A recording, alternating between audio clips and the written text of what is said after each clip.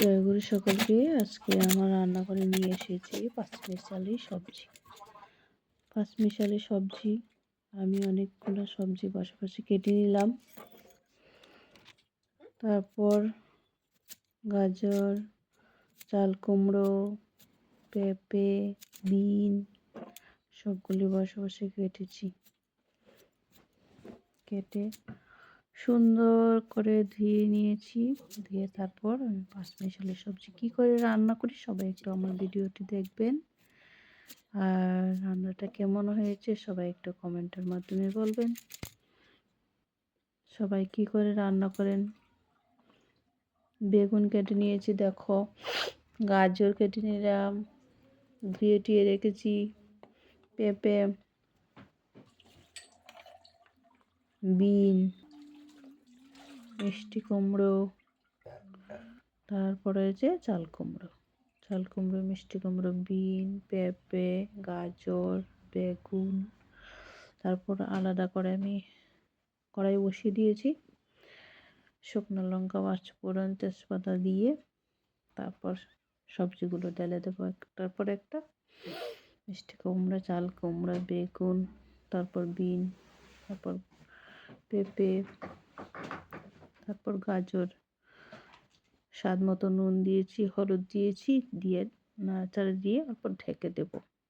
সবজিটা একটু মজে আসলে আলাদা করে বাঁধাকপি আমি ভাপিয়ে রেখেছিলাম, বাঁধাকপিটা ঢেলে দিলাম, ঢেলে নাড়াচাড়া দিয়ে ঢেকে দিয়েছি।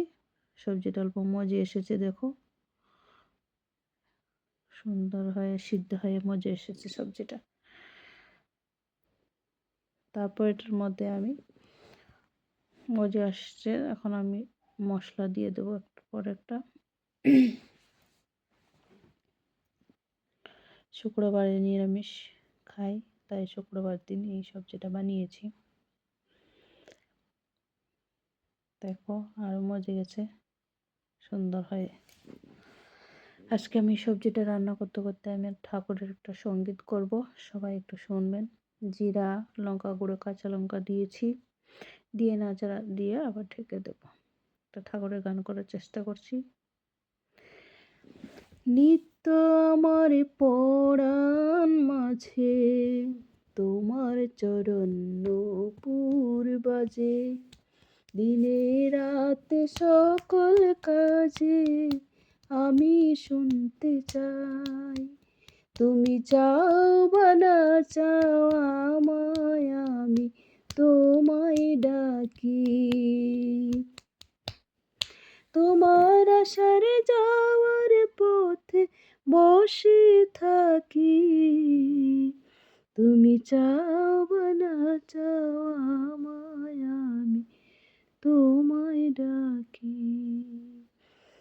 লাস্টে ঘি দিয়ে আমার পাঁচমিশালি সবজিটা নামিয়ে নিয়েছি। কেমন হয়েছে সবাই দেখো। আর খেতে তো খুব টেস্ট হয়েছে, আমরা খেয়েছি, খুব ভালো লেগেছে। তারপরে একটু হিংও দিয়ে দিয়েছিলাম। কেমন হয়েছে সবাই বলবে। জয় গুরু।